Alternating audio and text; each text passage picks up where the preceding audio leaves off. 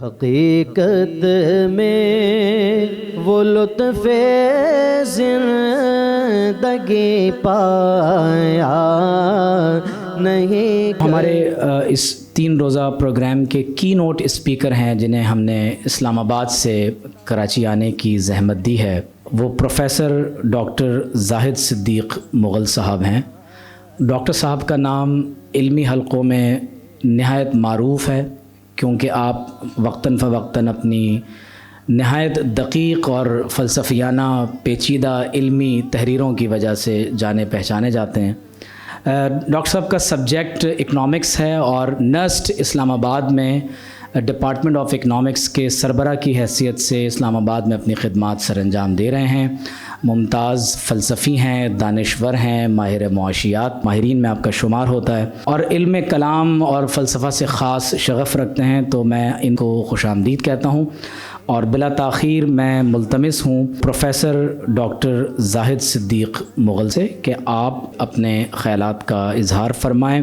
Doctor صاحب نے جیسا کہ بتایا کہ مباحث خشک ہیں، تھوڑا سا ہم اس کو گیلا کرنے کی کوشش کریں گے، لیکن خشکی آہستہ آہستہ بڑھے گی۔ جی، پہلے خطبے میں آپ کے سامنے چند عمومی باتیں اس لیے رکھی گئیں کہ تھوڑا سا گراؤنڈ تیار ہو، اور یہ جو سوال نامہ آپ کے سامنے تھا اس کو خاص یعنی ٹریننگ آؤٹ کمز کو ہم خود، یہ آپ لوگوں کی لرننگ کے لیے نہیں، ہماری لرننگ کے لیے کہ ہم آپ کو کتنا سکھا پائے ہیں اہم بحثیں، تو اس لیے یہ سوال نامہ دیا گیا ہے، یہ آپ واپس کر دیں۔ ڈاکٹر صاحب نے آپ کو بتایا کہ علم کلام کے وہ چند اہم تاریخی بحثیں کیا تھیں جو اٹھی ہماری اپنی تاریخ کے اندر۔ جیسے انہوں نے پہلا مسئلہ آپ کے سامنے رکھا کہ ایمان اور عمل کا تعلق کیا ہے، یہ پہلی بحث اٹھی، اور یہ بحث صحابہ کے دور میں اٹھی، یعنی خوارج حضرت علی رضی اللہ عنہ کے دور میں سامنے آئے۔ خلافت راشدہ کی بحث ہے یہ ذہن میں رکھیں، یہ میں خاص وجہ سے ایمفیسائز کر رہا ہوں۔ جبر و قدر کے مسئلے کی نوعیت کیا ہے، قرآن مجید کی آیات کے ساتھ تعلق ہے، یہ کوئی فلسفے میں بیٹھ کے کوئی بندہ بحث نہیں کر رہا، قرآن کی آیت میں آ رہا ہے وما تشاؤون الا ان یشاء اللہ۔ اب کوئی یہ نہیں کہہ سکتا کہ کسی عیسائی نے آگے کان میں پھونک ماری تھی اس وجہ سے یہ سوال کھڑا ہوا ہے، قرآن کی آیت ہے تبت یدا ابی لہب وتب۔ اگر کوئی آیت پڑھ کے یہ سوال اٹھاتا ہے تو آپ کیا یہ تو نہیں کہہ سکتے کہ یہ تو عیسائیوں سے سیکھ کے یا یونانیوں سے سیکھ لیا تم نے، یہ سوال ہم سے کیوں پوچھ رہے ہو؟ قرآن مجید کی آیت ہے۔ کلام مخلوق ہے یا غیر مخلوق ہے؟ قرآن مجید کے بارے میں ہمارا دعویٰ ہے کہ یہ اللہ تعالیٰ کا کلام ہے، تو یہ تو حروف ہیں، یہ آواز ہیں، یہ تو انسانوں کے بنائے ہوئے ہیں، تا الف ہے، با ہے، تا ہے، الف لام میم، یہ تو انسانوں کے بنائے ہوئے حروف ہیں، یہ کیسے غیر مخلوق ہو گیا؟ زید کا ذکر آ رہا ہے، زید تو مخلوق ہے، تو یہ کیسے غیر مخلوق ہوا؟ اور اگر یہ غیر مخلوق ہے تو پھر ذات باری کے کلام ہونے کا کیا مطلب ہے؟ اچھا، جیسے ہی ہم یہ سوال اٹھائیں گے بحث تھوڑی اور آگے بڑھے گی کہ اگر یہ ساری چیزیں مخلوق ہیں اور ہم یہ مان لیں کہ قرآن بھی مخلوق ہے، تو سوال پیدا ہوگا کہ پھر مخلوق اور خالق میں فرق کیا ہے؟ کیونکہ صفت موصوف کا عین ہوتی ہے، کسی معنی میں ایک پہلو سے عین ہوتی ہے، اس کو ہم آگے کھولیں گے، ابھی تو میں کچھ پرابلمٹائز کچھ اور کرنا چاہ رہا ہوں۔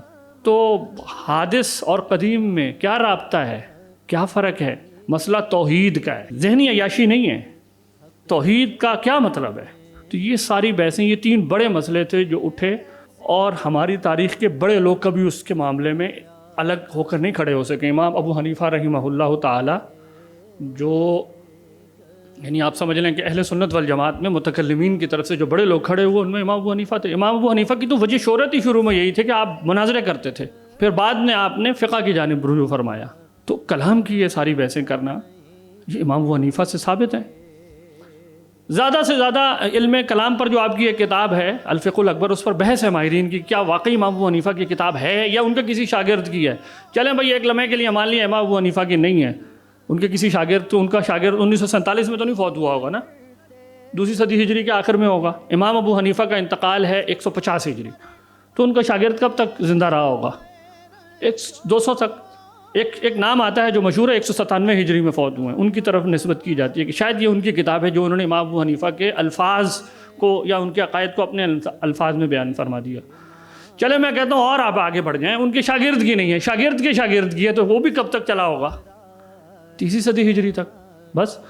تو اس کا مطلب یہ ہے کہ یہ جو روایت ہے کہ ہمیں ان سوالوں سے نبض آزما ہونا ہے، یہ تو ابتدا سے چلی آ رہی ہے۔ خوارج کا جب سوال کھڑا ہوا تو حضرت علی رضی اللہ عنہ خود آگے بڑھ کے ان کو جواب دیتے ہیں، اسی لیے حضرت علی کے بارے میں کہا جاتا ہے کہ آپ پہلے متکلم اسلام ہیں، کہ جب عقائد کی سوال، ایمانیات کی سوال کھڑے ہوئے تو آپ نے جوابات دیے۔ تو یہ مقصد تھا آپ کے سامنے کہ چند اہم سوالات کیا تھے جو ہوئے، اور پھر مختلف گروہ سامنے آئے۔ محدثین کا ایک گروہ تھا جن کا ایک اپنا مزاج تھا، جس پر ٹاپ پر امام احمد بن حنبل ہیں۔ اسی طریقے سے عقل کی بنیاد پر بحث کرنے والے معتزلہ کا ایک گروہ سامنے آیا۔ پھر بیلنس کیسے کرنا ہے، اس چیز کا نام اشریت اور ماتریدیت ہے۔ تو یہ ہماری اپنی تاریخ ہے۔ ہم اب گفتگو کریں گے کہ اس پورے کلام کے ڈسکورس کی اہمیت کیا ہے، خود ہمارے علماء نے تاریخ میں اس کو کیسے دیکھا ہے، ضرورت کیا ہے اس کی۔ علم کلام کیا ہے، میں نے تعریف چوز کی ہے، علامہ ابن الحمام حنفی عالم گزرے ہیں، 841 ہجری میں آپ کا انتقال ہے، اور حنفیت میں آپ کا مقام یہ ہے کہ جب کبھی یہ کہا جائے کہ محقق علی الاطلاق، یعنی اگر حنفیوں میں محقق کا لفظ بول دیا جائے اور آگے پیچھے کوئی سابقہ لاحقہ نہ لگایا جائے تو مراد ہوتے ہیں علامہ کمال ابن الحمام۔ آپ کی کتاب ہے المسایہ فی علم الکلام۔ آپ کی کتاب کی خوبی یہ ہے کہ آپ نے اشری، ماتریدی، معتزلی ساری روایات کا نچوڑ ایک چھوٹی سی کتاب کے اندر لکھ دیا ہے۔ آپ علم کلام کی تعریف یہ دیکھیں کیا فرماتے ہیں، معرفت النفس ما علیہا من العقائد المنصوبہ الی دین الاسلام، یعنی وہ عقائد، یعنی ان عقائد کا جاننا جو نفس جو کسی بھی انسان پر واجب ہیں، کوئی بھی عقائد نہیں بلکہ وہ عقائد جو اسلام کی طرف منسوب ہیں، اللہ کے رسول صلی اللہ علیہ وسلم کے دین کی طرف منسوب ہیں۔ صرف عقائد مان لینا یہ علم کلام نہیں ہے، بلکہ اس طرح ماننا کہ دلالت علما وزن، دلیل سے، چاہے وہ دلیل علمی قطعی ہو، علم سے مراد یہاں قطعی علم ہے، قطعی علم۔ جب ہمارے متکلمین علم لفظ بولتے ہیں تو وہ مراد قطعی چیز مراد لے رہے ہوتے ہیں، تو اس کے مقابلے پہ ظن آتا ہے۔ علم کے مقابلے پہ جب ظن آئے تو مراد ہے قطعی علم، اور اس کے مقابلے پہ ہے ظنی علم۔ تو چاہے دلیل قطعی ہو یا ظنی ہو، یہ آخری قید انہوں نے اس لیے اضافہ کیا ہے کیونکہ تقلید کو علم، یعنی تقلیداً حاصل ہونے والا جو عقیدہ ہے وہ علم کلام کی ڈیفینیشن سے باہر ہے۔ اگر کوئی شخص صرف کسی سے سن کر والدین کی سماعت سے کوئی تصور رکھتا ہے تو اس کو متکلم نہیں کہا جا سکتا، کیونکہ اسے دلیل نہیں پتہ۔ متکلم وہ ہوتا ہے جو دلیل کے ساتھ کسی نتیجے تک پہنچتا ہے۔ اور قطعی اور ظنی کا بہت اہم اضافہ فرمایا علامہ کمال ابن الحمام میں۔ اگر علامہ تفتزانی کی آپ تعریف پڑھیں شرح المقاصد کے اندر تو وہ علم پر رک جاتے ہیں، ظن کا لفظ نہیں ذکر کرتے، جبکہ ہمارے خیال میں صحیح تعریف علامہ کمال ابن الحمام نے فرمائی ہے۔ بعض عقائد قطعیات کے دائرے میں نہیں ہوتے، اس سے کمتر درجے میں ہوتے ہیں، چاہے وہ عقلیات کے دائرے کی بحث ہو یا سمعیات کے دائرے کی۔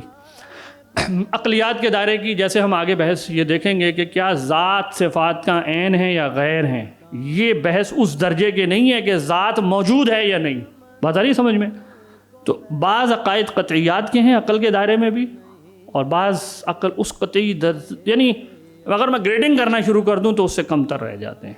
فقیہ اس کو یوں کہے گا کہ وہ کون سا حکم ہے جس کا انکار سے تکفیر لازم آ جائے گی، اور وہ کون سا ہے جس پہ میں تکفیر نہیں کروں گا، میں تکفیر کا دھارا روک لوں گا۔ تو جہاں تک وہ تکفیر سے نیچے رہے گا ہم کہیں گے یہ ظنیات ہیں۔ اسی لیے فقہ کو کہتے ہیں کہ یہ ظنیات ہیں، یعنی شافعی مالکی کسی کو ہم یہ تو نہیں کہتے کافر ہو گئے تم نے ہمارا فقہ حکم نہیں مانا ہے۔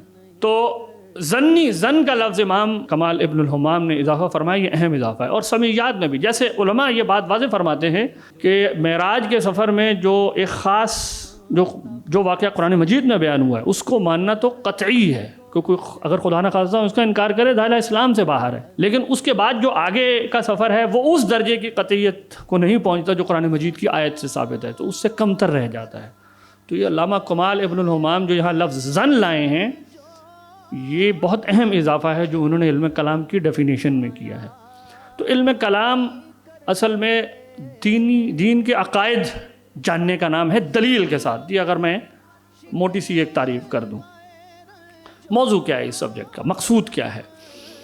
امام غزالی فرماتے ہیں الاقتصاد فی الاعتقاد میں کہ مقصود هذا العلم اقامت البرہان، دلیل قائم کرنا ہے۔ اس علم کا مقصد ہے دلیل قائم کرنا، کس چیز پر؟ 4 چیزوں پر۔ علی وجود ربی، اللہ تعالیٰ کے وجود پر، دوسری وصفاتی ہی، اس کی صفات پر، تیسرے نمبر پر وافعالی ہی۔ اگر میں یہاں بھی روک جاؤں تو یہ بات پوری ہے، کیونکہ نبوت، جیسا کہ ہم آگے انشاءاللہ ڈسکس کریں گے، نبوت اللہ تعالیٰ کے افعال میں سے ایک فعل ہے۔ نبی مقرر کرنے کا مطلب یہ ہے کہ خدا نے ایک ایسا فعل فرمایا جس کے ذریعے اس نے کسی کو اپنا نمائندہ بنا دیا ہے، اور اس کے ساتھ اس نے گفتگو فرمائی ہے کہ تم جا کے لوگوں کو بتاؤ کہ تمہارے رب نے تمہیں مکلف کر دیا ہے ان احکامات کا۔ تو وہ اللہ کے افعال کے اندر ایک فعل ہے، لیکن امام غزالی اس کو جو ہے الگ ایک بیان فرما رہے ہیں، کیونکہ وہ ایک الگ سے اہمیت رکھتا ہے دین کے عقائد کے اندر۔ اللہ کی ذات، صفات اور افعال، اور دلیل قائم کرنا اس بات پر وہ صدق الرسول، کہ رسول اپنے اس دعوے میں، نبی اپنے اس دعوے میں سچا ہے کہ وہ خدا کا نمائندہ ہے، اس کی دلیل قائم کرنی ہے۔ تو متکلم بنیادی طور پر انہی 4 سوالوں سے بحث کر رہا ہے۔ خدا ہے، کیا دلیل ہے؟ خدا اگر ہے تو کیا وہ کلاک میکر گاڈ ہے؟ کل اس پر انشاءاللہ تفصیل سے بحث ہوگی۔ کیا وہ کوئی ایسا خدا ہے جو کائنات بنا کے اب آسمانوں میں یا اس سے کہیں باہر الگ تھلگ ہے اور یہ کائنات خود ہی چلے جا رہی ہے؟ کیا وہ کوئی ایسا خدا ہے؟ صفات، کیا وہ خدا کچھ کرتا بھی ہے یا بس ایک کام کیا بیٹھ گیا الگ ہو گیا؟ کیا وہ لوگوں کی دعائیں سنتا ہے؟ میں ایک مثال دے رہا ہوں، یا نہیں سنتا؟ تو خدا کے افعال کی نوعیت کیا ہے؟ اور اگر خدا کے افعال کی کچھ نوعیت ہے تو ان کے افعال پر اچھے اور برے کا حکم جاری ہوگا یا نہیں ہوگا؟ خدا جیسے ابھی آیا کہ اگر خدا کسی کو، جیسے ابو لہب کے بارے میں آ گیا یہ، تو کیا خدا نے یہ اچھا کام کیا تھا یا برا کام کیا تھا؟ آپ نے عدل کا جب سوال اٹھایا، قدر کا سوال اٹھایا، خدا کے فعل پر سوال اٹھا دیے، تو کیا عقل اس چیز کی صلاحیت رکھتی ہے کہ خدا کے افعال کو بھی اخلاقی قضایا کے تحت لا سکے؟ ایک سوال ہے۔ اسی طریقے سے خدا اور کائنات کا جو فعل کا تعلق ہے وہ کس نوعیت کا ہے؟ کہ فعل تو مخلوق ہوتا ہے، یعنی فعل کے اندر چینج، یعنی کچھ ایسی کیفیت پیدا ہوتی ہے جو پہلے نہیں ہوتی، اب وہ ہو گئی۔ تو کیا خدا کے افعال بھی ایسے ہی ہیں؟ کیا خدا کا فعل اور خدا کے فعل کا جو متعلق ہے یعنی آؤٹ کم مخلوق، وہ ایک ہی ہے یا یہ 2 الگ چیزیں ہیں؟ دیکھیں نا، فعل کے اندر 3 چیزیں ہوتی ہیں، فاعل ہوتا ہے، مخلوق ہوتا ہے، اور ان کے درمیان ایک نسبت ہوتی ہے۔ تو اس نسبت کی کیا نوعیت ہے؟ تو یہ ساری دقیق بحثیں ہیں جو ہمارے لوگوں نے کی ہیں۔ چوتھا سوال یہ کہ خدا نے کسی کو اپنا پیغمبر مقرر کر دیا ہے، کسی کو اپنا نمائندہ مقرر کر دیا ہے، تو وہ واقعی خدا کا نمائندہ ہے، اس کی کیا دلیل ہے؟ کیسے پتہ چلتا ہے؟ نبی کی سچائی کی کیا دلیل ہوتی ہے؟ اور جب میں نے کسی دلیل کی بنیاد پر نبی کی سچائی کو پہچان گیا، تو کیا اب میں عقل کی بنیاد پر نبی کی قول کو تولوں گا یا نہیں تولوں گا؟ کیا یہ جائز ہے یا نہیں ہوگا؟ ایک ہے عقل کا وہ استعمال جو میں نے یوں کھڑا کیا کہ میں نبی تک پہنچنے کے لیے میں نے دلیل راستہ بنایا، ایک پیمانہ بنایا کہ اس طرح سوچوں گا تو نبی کی سچائی ثابت ہو گئی۔ تو کیا اب جس پیمانے پر نبی کی سچائی ثابت ہوئی، کیا وہی پیمانہ اب نبی کی بات کے اوپر بھی قول فیصل کی حیثیت رکھے گا یا نہیں، کہ نبی اس طرح کا حکم تو دے سکتا ہے، اس طرح کا نہیں دے سکتا؟ جیسے آج کل کے دور میں لوگ کئی عجیب و غریب سوالات اٹھاتے ہیں اسلام کی تعلیمات کے اوپر، تو متکلم وہ فریم ورک ہمیں فراہم کرتا ہے جس میں ہم رہ کر ان تمام مشکل سوالات کو سوچ سکتے ہیں اور ان کا جواب دے سکتے ہیں۔ تو امام غزالی فرماتے ہیں کہ اس علم کا مقصد جو ہے وہ دلیل قائم کرنا ہے ان موضوعات پر۔ اس کا حکم کیا ہے؟ اچھا، امام غزالی فرماتے ہیں کہ اس علم کا حکم جو ہے وہ یہ فرض کفایہ ہے۔ فرض کفایہ جیسا کہ آپ سب لوگ جانتے ہیں یہ وہ علم ہے یا یہ وہ فعل ہوتا ہے جو چند لوگ کسی معاشرے میں، اگر مسلم معاشرے میں کر لیں تو سب کی طرف سے ادا ہو جاتا ہے۔ ہر شخص کے لیے ضروری نہیں ہے کہ وہ ان دلائل کے ساتھ اس علم کو سیکھے اور پھر اپنا عقیدہ بنائے۔ یہ ہمارے ہاں بحث رہی ہے کہ کیا مقلد کا ایمان معتبر ہے یا نہیں۔ میں اس وقت اس تفصیل میں نہیں جاؤں گا کہ اگر کسی نے سن کر ایمان لے آیا تو کیا واقعی ایمان والا ہے؟ صحیح رائے یہ ہے کہ بالکل ایمان والا ہے، یعنی اصل چیز تو آؤٹ کم ہے، دلیل اضافی چیز ہے۔ اگر اس کو دلیل مل گئی تو واہ واہ، ظاہر ہے اس شخص کے ایمان کی کیفیت فرق ہوگی۔ لیکن اگر وہ محض سن کر ایمان لے آیا، اللہ کے رسول صلی اللہ علیہ وسلم کو اس نے سچ مان لیا کہ اللہ کے نبی ہیں، کہ جو کچھ انہوں نے بیان فرمایا وہ حق اور سچ ہے، تو اس کے بعد دلیل جانتا ہے یا نہیں جانتا یہ ایک اضافی بات ہے۔ اللہ کے وجود کی دلیل جانتا ہے یا نہیں جانتا اضافی چیز ہے۔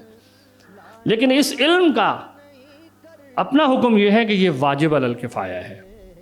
یہ اس کی مثال میں آپ کو یوں دیتا ہوں کہ کیا قرآن مجید سے کوئی حکم شرعی معلوم کرنے کے لیے اصول فقہ سیکھنا یہ فرض عین ہے؟ اتفاق سے کوئی بھی شخص صحیح حکم شرعی اخذ کر سکتا ہے، قرآن سے کر سکتا ہے، اس میں تو کوئی ایسی ممانعت نہیں ہے۔ اصول تفسیر پڑھے بغیر بھی میں قرآن مجید کی کسی آیت کا ہو سکتا ہے وہی مفہوم سمجھ لوں جو اصول تفسیر پڑھنے کے بعد مجھے سمجھ میں آئے، لیکن کیا اس سے یہ ثابت ہو سکتا ہے کہ اصول تفسیر پڑھنے کی ضرورت نہیں ہے؟ کیا اس سے یہ ثابت ہو سکتا ہے کہ اصول فقہ کی ضرورت نہیں ہے؟ بعین ہی ہم کہتے ہیں کہ دلیل اگرچہ واجب نہیں ہے کہ اس کے بغیر ایمان ہی معتبر نہیں ہوگا، لیکن اس سے یہ کہاں نتیجہ نکلا کہ دلیل سیکھنے کی ضرورت نہیں ہے یا وہ ایک بیکار چیز ہے؟ لوگ اس طرح کی چیزوں میں خلط مبحث کرتے ہیں۔ علم جب بحیثیت علم دیکھا جائے تو پورے معاشرے کی ضرورت کے اعتبار سے اس کو دیکھا جائے گا کہ مسلم معاشرے میں اس علم کو موجود رہنا چاہیے بحیثیت کل۔ ہر شخص پر مفسر بننا واجب نہیں ہے۔ یہ حکم صرف علم کلام کا نہیں ہے، یہ حکم تو سارے علوم کا ہے۔ کیا سارے لوگوں کے لیے فقیہ بننا واجب ہے؟ قطعاً نہیں ہے۔ ہر شخص پر بس اتنا علم حاصل کرنا واجب ہے کہ جو اللہ نے اس پر فرائض مقرر کیا بس ان کی ادا کرے۔ فرض عین تو اتنا سا ہے۔ یہ جو اتنی موٹی موٹی ہدایہ اور کتابیں لکھی ہوئی ہیں، کیا یہ پڑھنا بھی فرض ہے؟ تو فرض عین تو نہیں ہے۔ تو یہ تمام علوم کے جس طرح یہی حکم ہے، کیا تمام علوم کے تمام لوگوں کے لیے محدث بننا فرض عین ہے؟ یقیناً نہیں ہے۔ تو جب تمام علوم کے لیے یہی پیمانہ ہے تو علم کلام کو اس کو آپ سنگل آؤٹ نہیں کر سکتے۔ یعنی ایک مسلمان معاشرے کی بحیثیت مجموعی ایک ضرورت ہے۔ ضرورت کیوں ہے جی؟ امام غزالی فرماتے ہیں ازالۃ الشکوک فی اصول العقائد۔ لوگ گمراہ کرتے ہیں، لوگ آگے کہیں گے کہ قرآن مجید مخلوق ہے، اس سے مسئلہ پیدا۔ قرآن اگر مخلوق مان لیا تو پھر خالق اور مخلوق کا فرق ختم ہو کے رہ جائے گا۔ تو یہ معمولی چیز نہیں ہے۔ صحیح بات بتانا لوگوں کو دین کی، یہ وہی بتا سکے گا جس کو اصول دین معلوم۔ علم کلام کا ایک نام اصول الدین ہے۔ یہ لفظ خراب، اس لفظ جیسے کچھ لفظ ہوتے ہیں نا کسی چیز کو خراب کر دیتے ہیں، بدنام ہو جاتے ہیں، یہ لفظ کلام ذرا برا سا لگتا ہے۔ اصل میں اگر آپ ہماری کتابیں دیکھیں تو لوگوں نے اصول الدین کے نام سے کتاب، یا اس علم کو کہا جاتا تھا کہ یہ علم التوحید ہے، کیونکہ یہ بحث کرتا ہے اللہ کی ذات، صفات اور افعال کے بارے میں، تو یہ توحید ہے، ساری توحید ہے۔ آپ دیکھیں امام ابو منصور ماتوریدی رحمہ اللہ کی کتاب ہے، ان کی کتاب کا نام ہے کتاب التوحید، علم کلام نہیں ہے، کتاب التوحید نام ہے۔ اسی طریقے سے علامہ عبد القاہر بغدادی جن کا انتقال 429 ہجری میں ہے، ان کی کتاب کا نام اصول الدین ہے۔ اسی طریقے سے اور 4-5 علماء نے جو کہ اسی طرح ابو الجسر البزدوی کا ذکر گزرا۔ بائی دا وے یہ وہ بزدوی نہیں ہے جو اصول فقہ والے ہیں، یہ دو بھائی تھے، ابو العسر بزدوی، ابو الجسر بزدوی۔ ابو العسر بزدوی وہ ہیں جو اصول فقہ والے جو ہمارے ہاں مشہور ہے، اصول فقہ کی جن کی کتاب مشہور ہے، ان کے بھائی تھے ابو الجسر البزدوی۔ عسر اور یسر اس لیے کہتے ہیں ایک ذرا مشکل لکھتا تھا، ایک آسان لکھتا تھا، تو ابو الجسر بزدوی جو ہیں یہ آسان والے تھے۔ تو ابو الجسر بزدوی یہ چھوٹے تھے، ان کی جو کتاب ہے اصول علم کلام پر، اس کا نام بھی اصول الدین ہے۔ تو اس علم کو اصول الدین کہتے تھے۔ جیسے اصول فقہ ہے، یہ دین کے عقائد جو ہیں ان کے اصول ہیں، اور دین اصل میں کھڑا ہی ان عقائد کے اوپر ہے، تو اس لیے یہ اصول الدین ہے۔ علم کلام کہنے کی بہت ساری وجوہات ہیں جیسے آپ کے سامنے آ گئی۔ دوسری وجہ جی اس کے فرض کفایہ ہونے کی امام غزالی یہ بیان فرماتے ہیں کہ یہ دعوت الی الحق بالبرہان ہے، اور یہ بہت اہم ترین چیز ہے، دین کے اہم ترین شعبوں میں سے ہے۔ ہمیشہ میری گفتگو مسلمان سے تو نہیں ہوگی نا، جو قرآن کو حجت مانتا ہے، حدیث کو حجت مانتا ہے، ایک دائرہ ہے۔ کبھی میں مسلمان کے سامنے کھڑا ہوں تو مجھے اسے خدا کا وجود تو نہیں منوانا، نبی کی سچائی نہیں منوانی، وہ تو مانا ہوا ہے۔ مسئلہ تب کھڑا ہوتا ہے جب آپ کے سامنے مختلف روایت کے لوگ موجود ہیں۔ میرے ارد گرد عیسائی بھی موجود ہیں، میرے ارد گرد جو ہے وہ ملحد بھی موجود ہے، میرے ارد گرد براہما طبقہ اس زمانے میں تھا جو نبوت کو سرے سے قائل ہی نہیں تھا کہ نبی کی ضرورت کیا ہے انسان کو، عقل ہے نا کافی ہے۔ یہی بحث آج نہیں کرتے لوگ۔ براہما طبقے کا یہ مشہور اعتراض تھا۔ اس علم کلام کی کتابیں اٹھائیں نبوات کے بحث میں طویل بحثیں ہوتی ہیں ان کے دلائل کے اوپر، انہیں بتایا جاتا ہے کہ نبی کی ضرورت کیوں ہے۔ وہ کہتے تھے بھئی چلو مان لیا ضرورت ہے تو نبی سچا ہے کیسے پتہ لگے گا، معجزہ تو ہو ہی نہیں سکتا۔ یہ ساری پرانی باتیں، ٹھیک ہے، یہ وہ باتیں ہیں جن کو آج ہم بھی سن رہے ہوتے ہیں، لیکن یہ سب پرانے سوالات ہیں، بس بوتل کے اندر شراب بدل گئی ہے، بیانیہ انداز بدل گیا ہے۔ تو ہمارے لوگوں نے اس سوال پہ بڑا غور و فکر کیا ہے، اس کے اصول مرتب فرمائیں کہ جواب یوں دینا ہے۔ تو علم کلام واجب علی الکفایہ اس لیے ہے کہ ایک تو یہ کہ جو شبہات ہیں اس کا جواب دینا ضروری ہے، اور دین کا اپنا مقدمہ کیسے پیش کرنا ہے کسی شخص کے سامنے وہ بھی ضروری ہے۔ اچھا، علم کلام کی اہمیت کے پہلو کیا ہیں؟ امام راضی رحمہ اللہ نے اس پر بہت تفصیل سے اور بہت عمدہ گفتگو فرمائی ہے۔ امام صاحب فرماتے ہیں کہ جی کسی بھی علم کی جو فضیلت ہے وہ اس کے معلوم کی فضیلت کے اعتبار سے متعین ہوتی ہے۔ ایک پیمانہ یہ ہوتا ہے کہ کتنا سب، مثلا فرض کریں اگر میں چھپکلیوں پر ساری زندگی گزار دوں، چھپکلیوں کی خصوصیات معلوم کروں چھپکلی کیسے بڑی ہوتی ہے، کتنا عرصہ زندہ رہتی ہے، کیسے سفر طے کرتی ہے، کہاں گھر بناتی ہے، کتنے بچے دیتی ہے، کس موسم میں دیتی ہے، وغیرہ وغیرہ. تو آپ کہیں گے زاہد صاحب یہ بھی کوئی علم ہوگا، لیکن it is not very interesting, یہ کوئی اتنی اہم بات نہیں ہے. کیوں؟ کیونکہ جو آپ کا معلوم ہے وہ کوئی اتنی اہم چیز نہیں ہے. تو علم کلام کا معلوم کیا ہے جس سے بحث ہو رہی ہے؟ وہ ذات باری تعالیٰ ہے. تو اس سے زیادہ اہم چیز تو کوئی نہیں ہے نا. تو امام راضی فرماتے ہیں علم کلام کی فضیلت کی پہلی وجہ یہ ہے کہ اس کا موضوع سب سے افضل ہے. بتا رہی نا سمجھ میں کہ اس کا موضوع ہی سب سے افضل ہے. جس چیز سے اس پر بحث کی جا رہی ہے وہ ذات بابرکت جو ہے وہ سب سے اہم ترین ذات ہے، وہ اللہ تعالیٰ کی ذات ہے. تو اس کی عظمت کا پہلو، اس کی اہمیت کا پہلا پہلو تو یہ ہے. اس لیے یہ سیکھنے والا شخص سب سے بڑا عالم ہے. دوسرے نمبر پہ آپ فرماتے ہیں کہ انسان کسی چیز کی اہمیت کو اپنے حوالے سے جانتا ہے کہ وہ چیز میرے لیے کتنی مفید ہے. تو کچھ لوگوں کی زندگی میں کچھ خیر کا پہلو آئے گا، آسانی پیدا ہو جائے گی، لیکن یہ کوئی اتنا بڑا مسئلہ نہیں ہے. اس کے مقابلے میں اگر آج کوئی شخص کینسر کا علاج کر لے، دریافت کر لے اور وہ سستا ہو، کہیں گے یہ اس نے زبردست کام کر دیا. بھائی کیا زبردست کام کر دیا کہ یہ ایک ایسی چیز تھی، زندگی کو بچا لینا یا اس کو تھوڑا سا آگے مزید پھیلا دینا، یہ بہت اہم بات تھی. تو ہم کسی چیز کی اہمیت کا تقاضا اس چیز سے بھی لگاتے ہیں کہ وہ چیز میری سعادت میں کتنی اہم ہے، میرے فائدے میں کتنی اہم ہے. تو امام راضی فرماتے ہیں کہ انسان کی اصلی سعادت تو یہ ہے کہ وہ آخرت میں کامیاب ہو جائے. حقیقی کامیابی تو یہی ہے کہ مرنے کے بعد وہ کامیاب ہو جائے، اور وہ اخروی کامیابی درست عقیدے پر مبنی ہے. تو درست عقیدہ جب تک نہیں جانوں گا میں، آخرت میری خطرے میں پڑی ہوئی ہے. درست عقیدہ جب تک نہیں جانوں گا دنیا میں میں نے کیسے زندگی گزارنی ہے، نبی کی بات تک اگر پہنچا ہی نہیں تو دنیا بھی میری خراب ہونے کا خطرہ ہے اور آخرت میں بھی خطرہ ہے. تو ایک تو یہ کہ یہ علم اس لیے ہے کہ اس کی حاجت میری سعادت کے اعتبار سے بہت زیادہ ہے. جو یاد مصطفیٰ سے دل کو بہلا یا